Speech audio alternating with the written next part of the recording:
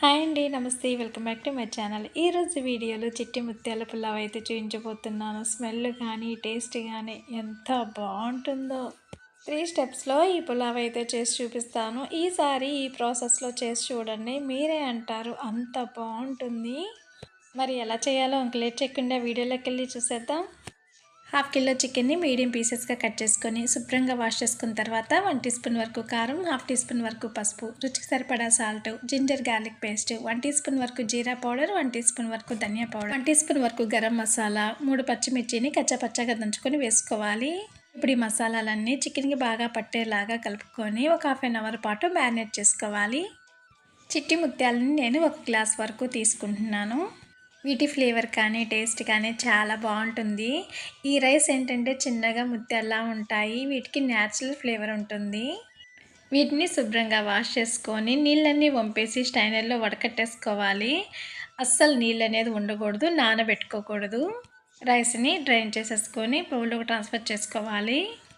మనం ఆల్రెడీ చికెన్లో సాల్ట్ వేసుకున్నాము. ఇందులో కొంచెం తక్కువగానే వేసుకోండి. సాల్ట్, కారం, అల్లం వెల్లుల్లి పేస్ట్, గరం మసాలా, జీరా పౌడర్, ఆయిల్ వేసుకొని ఇవన్నీ రైస్కి బాగా పట్టేలాగా మిక్స్ చేసుకోవాలి.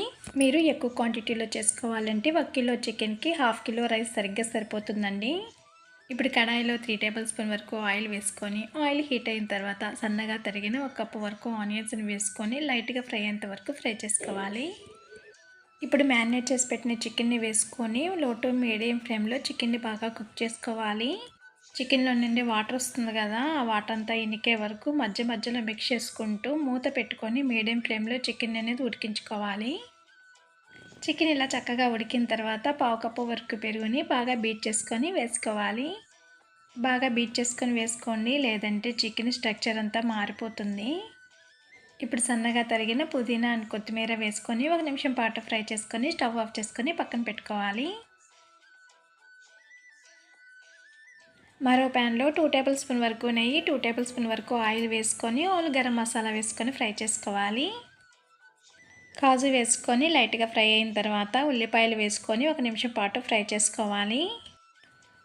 ఉంటే చిన్న ఉల్లిపాయలు వేసుకోండి, వాటి ఫ్లేవర్ చాలా బాగుంటుంది. బిర్యానీకి మంచి ఫ్లేవర్ అనేది యాడ్ అవుతుంది. ఇప్పుడు ముందుగా రెడీ చేసి పెట్టుకున్న రైస్ని వేసుకొని 2 నుంచి 3 నిమిషాల పాటు లో టు మీడియం ఫ్లేమ్లో చక్కగా ఫ్రై చేసుకోవాలి. రైస్ని చక్కగా ఇలా ఫ్రై చేసుకుంటేనే బిర్యానీ టేస్ట్ చాలా బాగుంటుంది.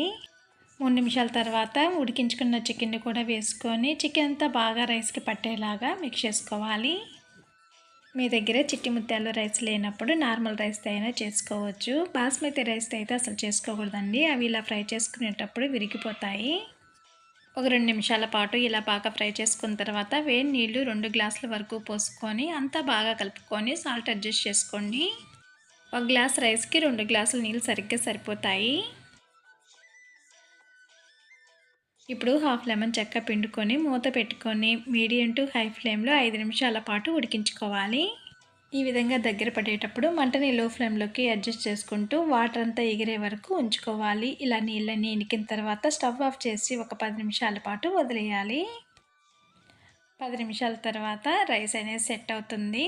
ఆ తర్వాత సర్వ్ చేసుకుంటే సరే. గుమగుమలాడే రాజుగారి కోడి పులావ్ రెడీ. ఒక్కసారి ఈ విధంగా ట్రై చేసి చూడండి, మీకు తప్పకుండా నచ్చుతుంది.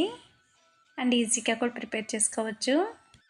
మన ఛానల్లో ఇంకా నాన్ వెజ్ రెసిపీస్ చాలానే ఉన్నాయండి. నాటుకోడి పులుసు, చికెన్ పచ్చడి, నెల్లూరు చేపల పులుసు కాంబినేషన్గా రాగి సంగటి, ఇలా చాలా ఉన్నాయి. వీటి లింకులు కింద డిస్క్రిప్షన్లో ఇస్తాను, అవసరం అనుకుంటే చెక్ చేయండి. మీరు ఒకసారి తప్పకుండా ట్రై చేసి ఎలా వచ్చిందో నాకు కామెంట్ సెక్షన్లో కామెంట్ చేసి చెప్పండి. ఈ వీడియో మీకు నచ్చితే లైక్ చేయండి, షేర్ చేయండి, కామెంట్ చేయండి. మరిన్ని వీడియోస్ కోసం సౌజన్య శ్రీనివాస్ కిచెన్ని సబ్స్క్రైబ్ చేసుకోండి. Thank you for watching.